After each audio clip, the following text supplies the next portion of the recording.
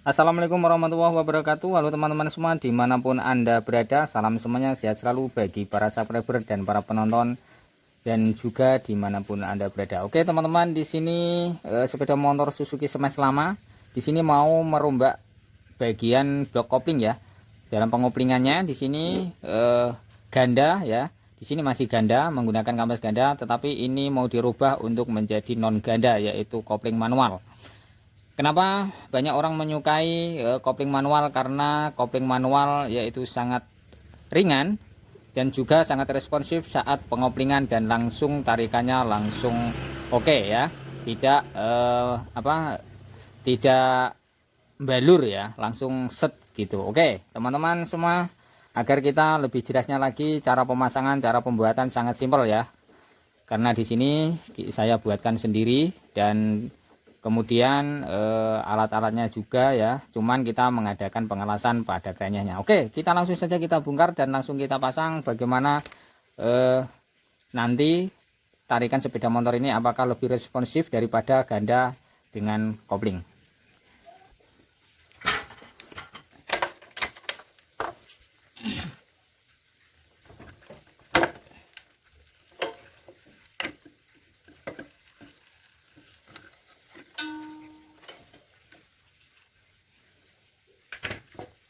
Oke, di sini sudah terlepas blok kopinya, kita tinggal melepas pada murnya.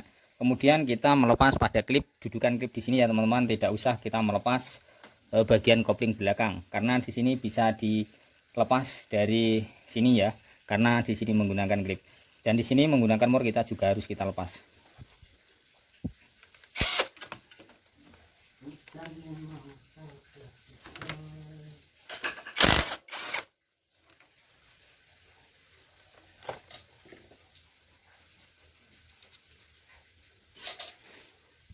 Ya, di sini sudah saya ajukan klipnya.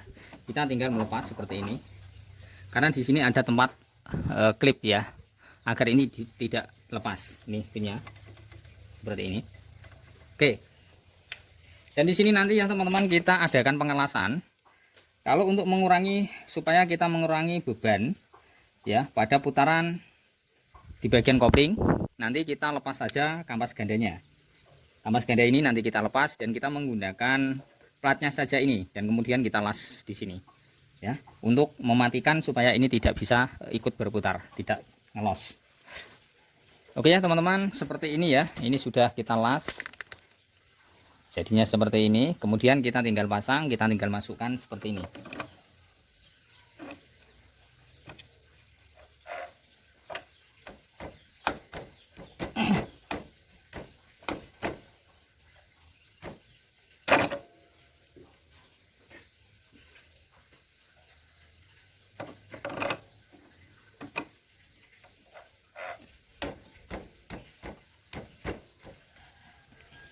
Oke, kalau sudah terpasang seperti ini, kita tinggal kembalikan kancingnya ya teman-teman ini.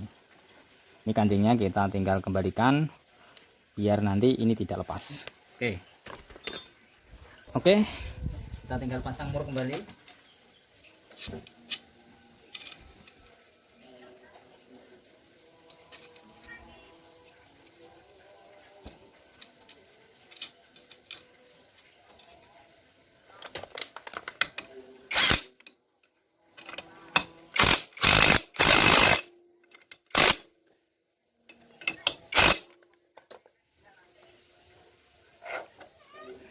Oke ya teman-teman, ini sudah jadi kopling manual ya. Kenapa sering sekali digunakan buat manual ya? Ya, ini sekedar permintaan dari konsumen ya, katanya ingin biar motornya itu koplingnya itu biar responsif ya gitu. Sekali hentak langsung set ya. Dan kemudian efek dari kopling manual biasanya itu karet koplingnya ini akan cepat kena ya teman-teman, akan cepat aus dan cepat gublak biasanya gitu. Dan kemudian dari rongga-rongga celah buat dudukan kampas koplingnya ini juga biasanya cepat natu ya, biasanya di situ karena kondisi yang semacam itu dikarenakan hentakan pada kopling. Hentakan ya, posisi mesin kita nyalakan dan langsung kita masukkan gigi, langsung kita gas spontan, kemudian kopling langsung kita lepas, biasanya itu langsung nyetok buak gitu. Makanya dari itu karet kopling akan cepat aus, dan juga dudukan pada kampas kopling, rumah kampas kopling ini akan cepat pada natu. Oke ya teman-teman, kita langsung saja kita pasang blok koplingnya. Teman, kita tinggal perakitan seperti ini. Saya membuatnya ya, hanya simple, dan di sini seperti ini ya. Oke, dan ini seperti ini di sini. Ini ya, seatnya lepas. Nanti kita bersihkan lem-lemnya karena masih ada lemnya. Ini satunya ini saya buatkan dari baut ya teman-teman. Ini dari baut. Gunanya untuk keluar masuk, dorong setut ya, seperti ini fungsinya. Dan sangat mudah untuk dibuat sendiri ya teman-teman, pasti bisa membuatnya. Oke, cukup menggunakan bis ya, kita las seperti ini, kita pati. Kalau tidak dibuatkan seperti ini, kita bisa membuat sendiri. Kita bur dari sini ya, tembus. Kita menggunakan bis yang panjang ya, sampai mentok keluar ke sini ya, sampai rata. Kita ratakan di sini, buat rata ya. Setelah rata, kemudian nanti kita buatkan seal sendiri, itu juga bisa ya. Dan kemudian kita lem besi, kita atur dengan seperti ini jadinya, kalau kita membuat sendiri tanpa menggunakan las ya. Oke, kita tinggal pasang ya teman-teman. Oke,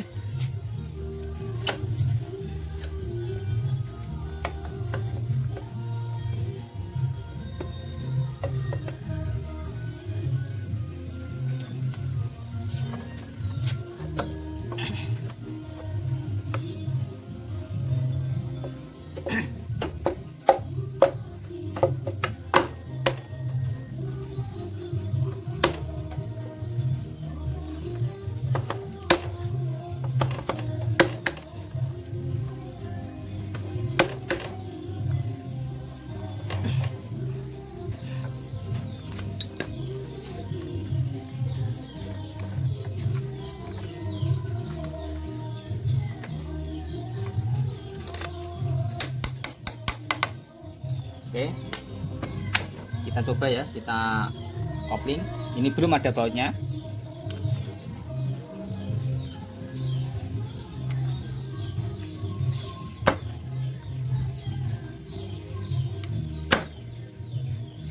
Oke, ini sudah dorong. Kita tinggal pasang baut semuanya ya, lalu kita tinggal pengecekan pada setut, pada tuasnya di atas.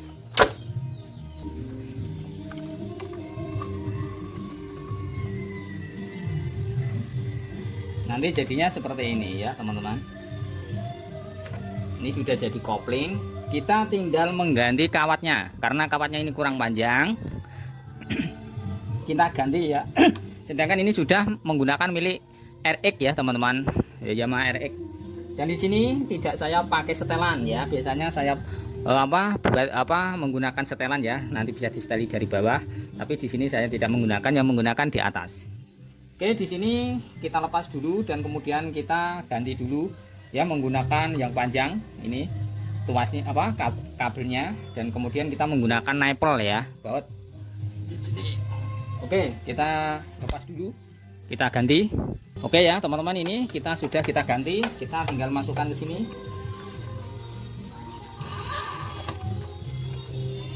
Dan kemudian kita pasang baut ya di sini, baut penekan kabelnya ini.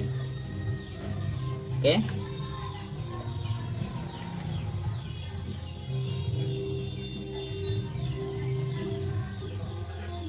kita masukkan saja dari atas saja ya teman-teman, nanti ini biar bisa rata di bawah.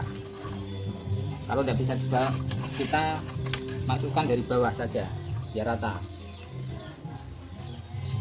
Oke, seperti ini.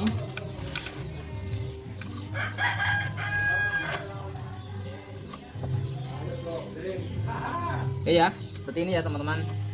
Nanti jadinya kita pasang baut di sini.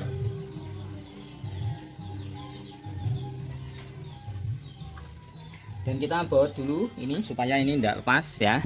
Kita beri baut dulu. Oke ya, caranya kita beri nipple seperti ini.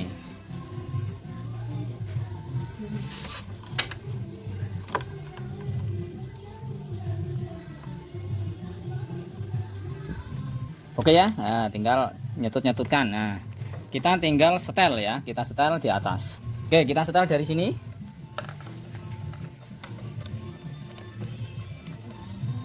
Kita setutkan ya teman-teman.